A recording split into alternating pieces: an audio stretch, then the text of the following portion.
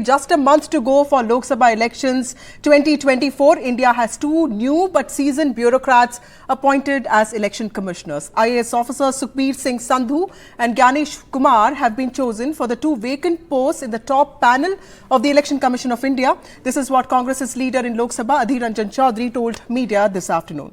Mr. Choudhury was part of the panel chaired by Prime Minister Narendra Modi to select the two election commissioners. Besides the Prime Minister and Mr. Choudhury, Union Home Minister Amit Shah was also on the panel.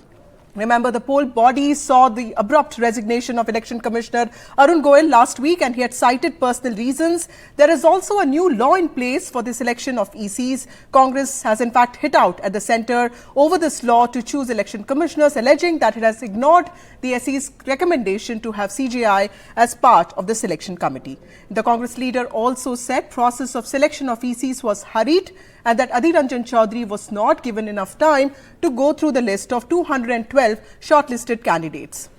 He has also questioned the procedure of selection. Now, how valid are these allegations and what can be done to ensure there's more transparency and autonomy in the working of EC? Should procedures be politicized? And was the UPA any better in honouring transparency that it is demanding now?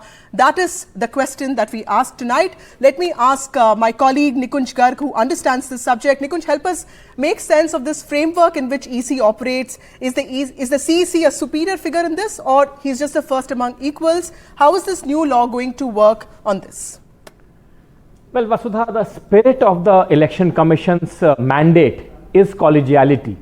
And collegiality means that even if you are first amongst the equals or a superior functionary compared to other colleagues of yours, like the Chief Justice of India in the Supreme Court, you have to take everyone along. That is the spirit under which the Election Commission of India was turned from a single member body to a multi-member body.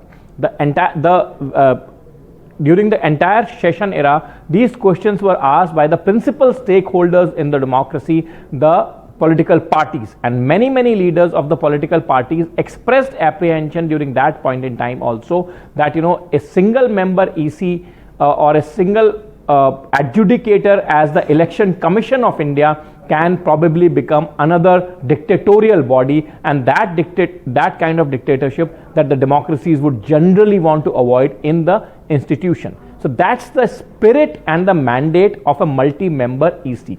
Now, unfortunately enough, and I know Mr. Arun Goel quit in a huff. Much more is in the public domain being speculated about his differences with the Chief Election Commissioner. The sources close to the Chief Election Commissioner says that at no point in time the differences arose or became so big that demanded a resignation from Mr. Arun Goel.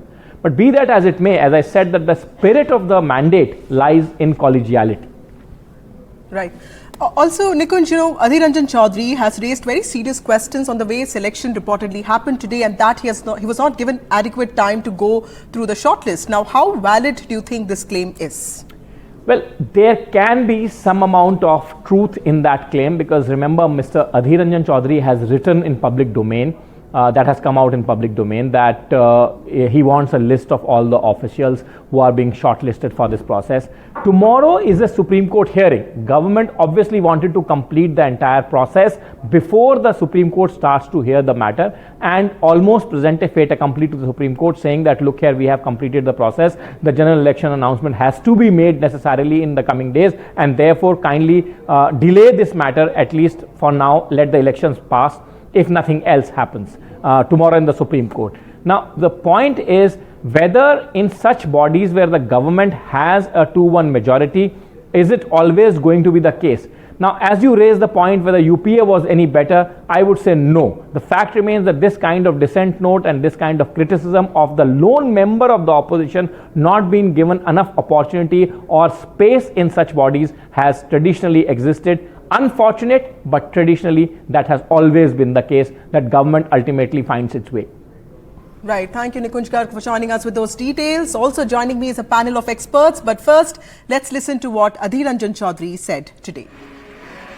Election commissioner के चयन हुआ हो, तो इसमें चयन हुई एक तो केरल के मिस्टर मोहेश बल के और एक पंजाब के मिस्टर संधू बोल के, दो व्यक्ति जो प्रोसीजर है, ये प्रोसीजर को मैं मान्यता नहीं देते हैं।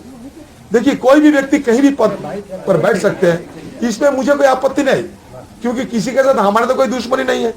लेकिन जो प्रोसीजरल जो लैकुना है, ये मुझे अच्छा नहीं लगा, क्योंकि ये तो होना ही है, पहले ही पता चल गए थे कि सरकार जिसको चाहिए वही होगी। We also have a panel of experts. Anil Kumar Boparai joining us from the Congress Party. We also have Mr. Ashwini Dubey, who is a lawyer at the Supreme Court, and we also have Sajjan Kumar, who is a political and social analyst. Mr. Boparai, coming to you straight, till the Supreme Court Constitution Bench judgment last year, for 70 years, governments were appointing election commissioners, and you ruled for the majority period of this time. What prevented you from making a law for independent appointments in the Election Commission of India? Well, Vasudha, I find that argument of the BJP slightly specious, because in a democracy you have to constantly evolve. You have to constantly improve institutions and make them bipartisan. So therefore, just because a process was followed earlier doesn't mean that the same process has to be followed till eternity. We all learn in the course of evolution how systems can be improved. That's point number one. Point number two, our objections are at two levels. Our first objection is that if you go through the Supreme Court judgment, Justice K.M. Joseph's judgment, the ratio or the underlying spirit of that judgment was that the selection panel for the purposes of appointment or choosing the election commissioners must be above reproach. Because in a democracy, the election commission or the body which has to ensure a level playing field is extremely critical. So therefore, when the government came out with a bill where it virtually presented the country with a fait accompli, whereby it removed the Chief Justice of India and brought in a minister as the second member, I think the intention was very clear that the executive, the ruling political executive, will have its way, that they will ride roughshod over the process of appointment of election commissioners. Right. So this is the first objection on the very law in pursuance of which the appointments have been made. Right. To our mind, it goes and it is antithetical to the spirit of the Supreme Court judgment. Right. Number two, more pertinently, let me just get Sajjan Kumar here. Sajjan, why have governments, irrespective of whichever party has been in power, wanted to retain control over election commission? And like Mr. Boparai was saying, this is an important law, but we didn't see any debate. So what is the responsibility here of the government and the opposition that a law like this was passed with very inadequate discussion, but it is being seen as controversial today, this whole appointment?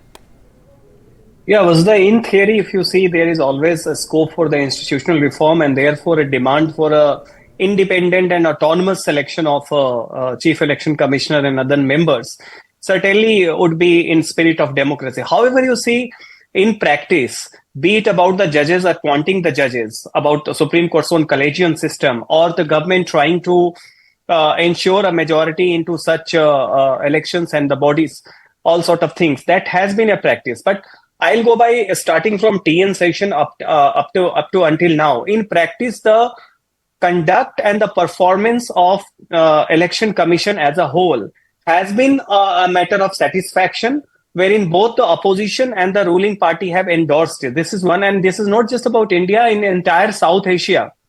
India Election Commission is one institution wherein we take pride of. Right. Second, if you see, even when it was one party election, even the most famous chief election commissioner, one body, TN Session, thereafter MS Gill, thereafter Naveen Chawla, all post-retirement, they have joined some political party, contested elections and become ministers also. Right. So that way, what we have to also to see that this is not just about one. This has been a kind of a tradition in India wherein the ruling party wants a member, let me get Mr. a majority Dubey here. To select. Mr. Dubey, if you look at best practices across different democracies, in South Africa, the President of the Constitutional Court, representatives of Human Rights Court, gender equality are all involved in this process. In the UK, it's the House of Commons that approves the candidates. US has this process in which appointment is made by the President, but it is confirmed by the Senate. Don't you think that India also, as the democracy that it is right now, needs to evolve and make the process of selection of the ECs, slightly more democratic? Yeah, that's what when the matter came up before the Supreme Court, what the Supreme Court referred the debates of the Constituent Assembly. The Supreme Court verdict says that the debates of the Constituent Assembly, it was discussed that members of the Election Commission, in order to have a democracy running smoothly, transparent, there has to be a election commission which should be unbiased and free from all shortcut encumbrances and control over the government. That is what the Supreme Court says. But at the same time, the Honorable Supreme Court says that the panel which we are fixing will be subject to any law made by the Parliament, which means the Parliament have a power to bring a law to undo it. And if we see, unless and until the Lok Sabha, with the law which was passed for Chief Election Commissioner and other election commissioners' appointment for terms of the office bill, that will hold the field. This is one. Second, you just referred about the global practices in appointment of electoral body members. The South Africa, the selection process involves the key figures such as the President of the Constitutional Court, representative of the Union Rights Court, and advocate for the gender equality. United Kingdom, you also referred that the electoral body are subject to approval by the House of the Commons. Here also, if you see, the three members, one is the Honorable Prime Minister, the other is the Honorable Leader of Opposition, and third one is the member nominated by the Central Minister, nominated by the President. Okay, that is the law. Right. And the person, one of the best service holder whose career has been unblemished and very, very outstanding career as a civil servant, he chose. And this is not that the three people are picked from some place. Search committee discuss the name, search committee, discuss the credentials, then that name puts before the committee, three members committee, that appoints. And now tomorrow is matter pending. If you remember the Honorable Supreme Court, what it said. So far as the constitutional validity of this act is concerned, that will never become infractuous, because the law has been framed by the Parliament. Absolutely, sir. Yes, Vasudha. Thank you, Mr. Dubey. I'm running short of time. Thank you, Mr. Bopra, and thank you, Sajan, for joining us on this broadcast. A short while ago, I also spoke to former Chief Election Commissioner O.P. Rawat on this development, and there are some insights that he had to offer. Thank you, Mr. Rawat, for joining us on this broadcast. Now, EC in India is widely considered impartial, but not really independent. In your view, how can that perception be changed? And what is the best way to appoint ECs in India? We have to reach the best way slowly but surely, because when democracy matures, we will reach there. That should be our goal. And whatever Supreme Court had suggested, I think that will be very model kind of arrangement, that CJI also is involved besides both the parties, ruling party and the opposition party. However, the other part of the question said that what election commission should do to sort of look independent. I think election commission has been doing a lot to look independent. If you go to Rajya Sabha election of Gujarat of 2017, everybody was talking on TV that Mr. Ahmed Patel is going to lose because 12 defected earlier and 2 more defected just on the penultimate day of voting. So he will lose. But in the late night when counting was complete and he won the election. These things give a message that election commission is certainly independent of the national executive. Right. There is hardly any pressure on that. So, sir, in this government, in the last 10 years, we've seen resignations of former election commissioners Ashok Lavasa and now, of course, Arun Goel. Now, there was time between these resignations. Do these episodes of dissent highlight a certain lack of transparency? There is total transparency. In fact, these are individual choices and they had their own reasons to resign and go.